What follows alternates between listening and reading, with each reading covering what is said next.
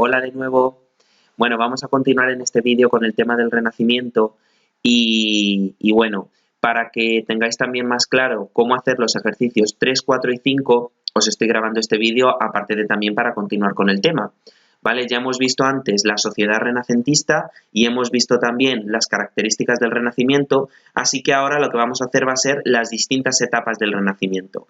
¿Vale? Es un movimiento artístico que se desarrolla en dos siglos, que son el siglo XV y el XVI, y las dos etapas corresponden a cada uno de esos siglos, básicamente.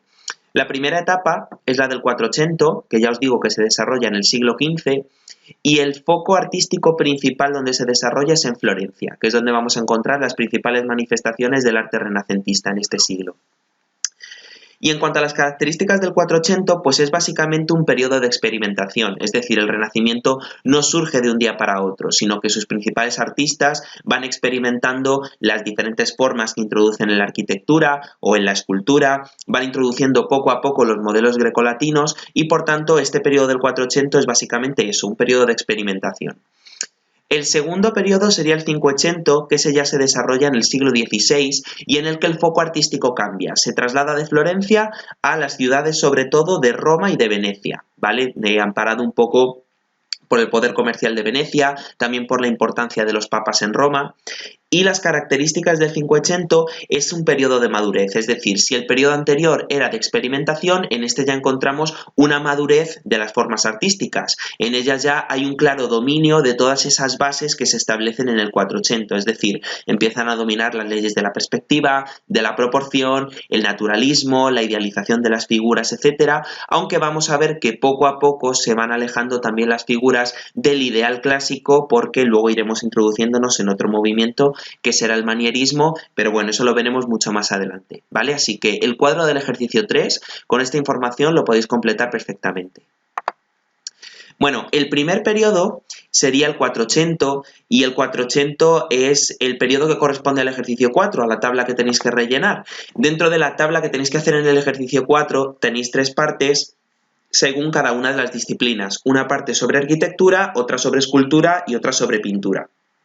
Entonces, empezando por la arquitectura, las características de la arquitectura del 480 son todas estas que tenéis aquí, ¿vale? Es decir, se recupera todo el ideal de belleza arquitectónica de la antigüedad, es decir, el hecho de que un edificio simplemente es bello sin la decoración, solo por sus proporciones y por su armonía en cuanto a sus proporciones, y se busca precisamente eso, que los edificios tengan una proporcionalidad matemática, estar todo medido al milímetro y de esa manera, al ser los elementos mantener esa proporción, permite que los edificios tengan una gran armonía cuando tú los ves, ¿vale? Una armonía visual.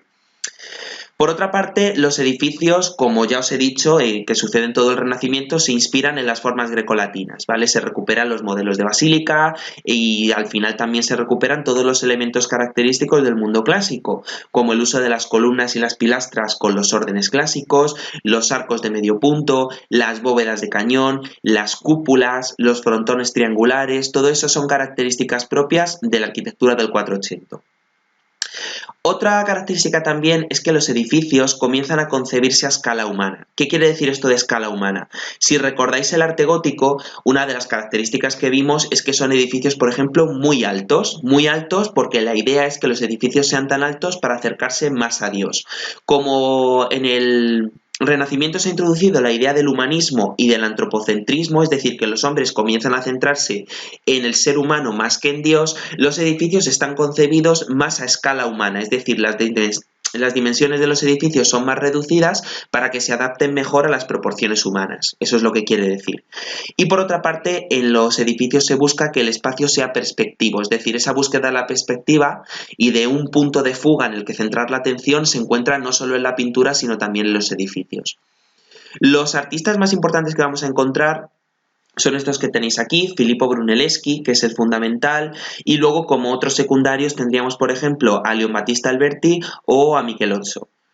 Y en cuanto a las obras, la más importante es la cúpula de Santa Maria di Fiori, que es el edificio principal de la ciudad de Florencia, y tenemos otros también como por ejemplo la Basílica de San Lorenzo, donde se ve muy bien esto que os digo de la perspectiva. Fijaros cómo las líneas del edificio confluyen hacia el centro, ¿vale? Todas las líneas nos llevan hacia el centro del edificio, o por ejemplo el Palacio Medici-Riccardi, que en este caso sería de Miguel Ocho.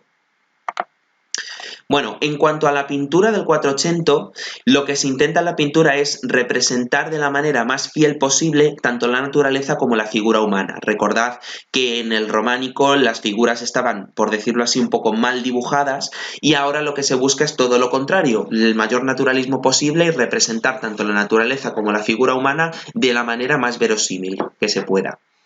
Las composiciones también pues siguen ese concepto de la perspectiva, son muy armónicas, intentan que sean obras bien ordenadas en cuanto a su composición, y luego vamos a ver también que predomina mucho el dibujo por encima de los contornos, es decir, es como cuando un niño hace un dibujo y se ve la línea en la que ha hecho el dibujo, pues eso es un poco lo que sucede también en la pintura del 480. La inspiración en la antigüedad clásica es algo que ya llevamos diciendo todo el tema. Y vemos que va a haber temática variada, ya no solo pintura religiosa, sino que vamos a encontrar pintura mitológica, retratos, desnudos, etc. Y las técnicas, sobre todo las que se utilizan en 480, son el fresco y el temple, ¿vale? La pintura del fresco es la que se hace sobre el muro, y el óleo también va a empezar a introducirse, pero con menos fuerza. Y sobre todo los soportes van a ser el muro y la tabla, fundamentalmente, porque el lienzo se introducirá un poquito más tarde. Los artistas a destacar, los pintores, básicamente los más importantes son estos que tenéis aquí, Sandro Botticelli, que es el fundamental, y otros que también son conocidos como Frangelico, Piero della Francesca o Masaccio. Si tenemos que destacar algunas obras, la más conocida del 480 indudablemente es esta, El nacimiento de Venus, seguramente lo habréis visto, y también podríamos, que es de Sandro Botticelli, por cierto, y también podríamos destacar otras como La Anunciación, que es de Frangelico, o La flagelación de Cristo de Piero della Francesca, ¿vale? Pues estas me la podéis poner en el ejercicio 4 como ejemplos de pintura. Y por último, en cuanto a la escultura, las características es que se utiliza sobre todo el mármol y el bronce, generalmente el bronce, que en esta primera etapa es más importante, y la temática en la escultura en el 480 es más religiosa, aunque también se introducen algunos elementos mitológicos o la representación de retratos. También se recupera el canon clásico idealista. El canon clásico es que en el arte grecolatino se considera que la proporción perfecta de un ser humano es el de 9 cabezas y media. Entonces se intenta representar a un ser humano como si tuviésemos, como si midiésemos nuestra cabeza e hiciésemos nuestro cuerpo con 9 cabezas y media, ¿vale? Todo eso se recupera. Y además la escultura se independiza de la arquitectura. Recordad que, por ejemplo, en el románico y el gótico, la escultura generalmente la encontrábamos pegada a los edificios, y ahora no, ahora va a ser una escultura que se llama de bulto redondo, en el que la escultura está sola, está exenta y la podemos ver desde todos los ángulos, ¿vale? Podemos dar la vuelta entera y verla desde todas las perspectivas. También es una escultura que se caracteriza por lo mismo que la pintura, porque se intenta representar a la figura humana con la mayor naturalidad y veracidad posible, y también se recupera el desnudo, ¿vale? Las figuras que veíamos siempre en las catedrales y en las iglesias románicas y góticas generalmente eran figuras vestidas. Ahora se recupera el desnudo siguiendo un poco lo que es el canon clásico y la recuperación de la antigüedad clásica. Aquí lo vemos, por ejemplo, ¿no? En el David de Donatello es un claro ejemplo de cómo se recupera el desnudo y cómo se recuperan las formas clásicas. De esta etapa, las esculturas más importantes serían la Puerta del Baptisterio de Florencia, que tiene todos estos relieves aquí escultóricos, que es de Ghiberti, y por otra parte el David de Donatello. Los artistas, por cierto, los teníais aquí, ¿vale? Son los que os digo, Donatello y Lorenzo Ghiberti. Y por otra parte, el siguiente periodo, el 580, que esto sería lo que tendríais que poner en el ejercicio 5, ¿vale? En esa tabla, en el 580, en el caso de la arquitectura, es una arquitectura muy parecida a la del 480, lo que pasa es que hay algunas diferencias, ¿vale? Los edificios, por ejemplo, son más monumentales que antes, es decir, las proporciones son un poco más grandes. Los elementos arquitectónicos se intenta que sean armoniosos, esto es algo también que sucedía en el 480, y la decoración se va volviendo cada vez más austera, es decir, cada vez más discreta. Además, los volúmenes van a ser cada vez más exagerados, van a hacer diferentes formas que hace que se juegue un poco con la luz y con la sombra, y van a aparecer los edificios de planta centralizada, ¿vale? Que ahora mismo os digo lo que es estos edificios. Los artistas más importantes en arquitectura van a ser fundamentalmente Bramante, Andrea Palladio y Miguel Ángel, que también va a destacar en el resto de disciplinas. Bueno, aquí tenéis ejemplos, ¿vale? En la arquitectura lo que os digo es cada vez más monumental, aquí lo estáis viendo claramente, como por ejemplo el San Pedro del Vaticano, con una gran cúpula que corona todo el edificio, y esto es lo que os decía de los edificios de planta centralizada, ¿vale? Es decir, es como un templete circular que tiene una planta circular y alrededor de ella se construye el edificio. Eso viene siendo edificio de planta centralizada.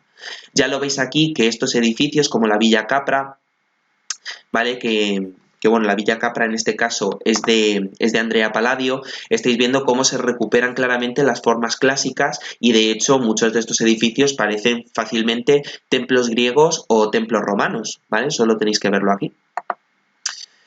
En cuanto a la pintura del 580 es la más importante porque en ella llegaron los artistas que todos conocemos y de los que todos hemos oído hablar en algún momento, como por ejemplo Leonardo da Vinci, Rafael o Miguel Ángel, que son los grandes artistas de la pintura del 580 y no solo del 580, sino de todos los tiempos, podríamos decir. Las características de la pintura son que ya hay un pleno dominio de la perspectiva y la proporción, es lo que os decía antes, el 480 es un periodo de ensayo, pero el 580 es un periodo en el que eso se domina perfectamente. Destaca sobre todo la pintura en óleo, el óleo y el lienzo empiezan a generalizarse, aunque también se sigue manteniendo la pintura sobre muros, ¿vale? La pintura al fresco. Y aparece cierta controversia entre el color y el dibujo. Por ejemplo, los artistas que tenéis aquí, estos tres, defendían la permanencia del dibujo frente al color, mientras que los de abajo, que eran venecianos, preferían utilizar el color por encima del dibujo.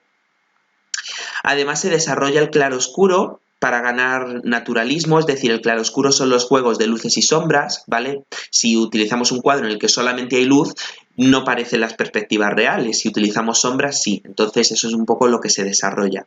Y nuevamente una gran variedad temática. Se introduce el retrato, que se utiliza muchísimo, cuadros religiosos y también cuadros mitológicos. Ya os digo, los artistas más importantes son estos tres que tenéis aquí arriba, y luego en Venecia empiezan a aparecer también otros artistas importantes, como por ejemplo Tintoretto, Giorgione o Tiziano. En pintura, las obras de este periodo son muy conocidas todas, seguro que de hecho alguna de estas obras, o más de una, os suena. La Gioconda de Leonardo da Vinci, que es la obra más conocida a nivel mundial, diríamos, vamos, me atrevería a decir que sí. La Escuela de Atenas de Rafael también es muy conocida.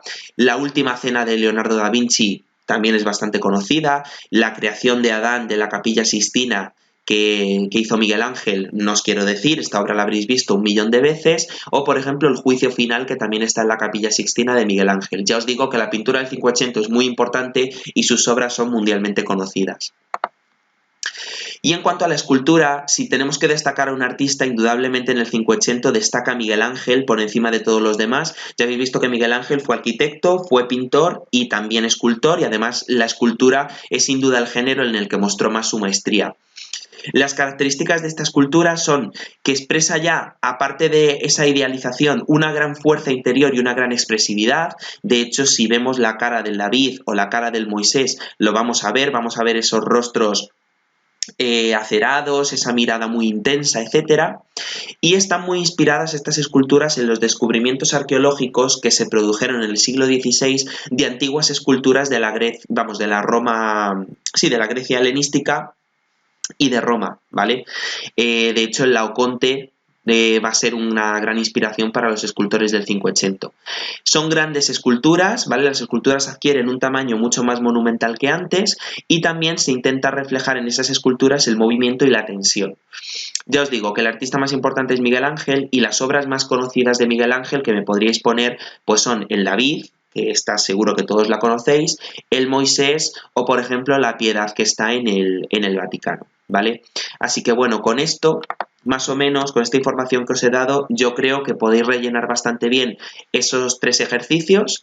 Y bueno, así vemos un poco las características, aunque mi idea la semana que viene es explicaroslas bien, con profundidad, con distintos ejemplos para que entendáis perfectamente cómo es el arte del Renacimiento, ¿vale? Venga, hasta la próxima.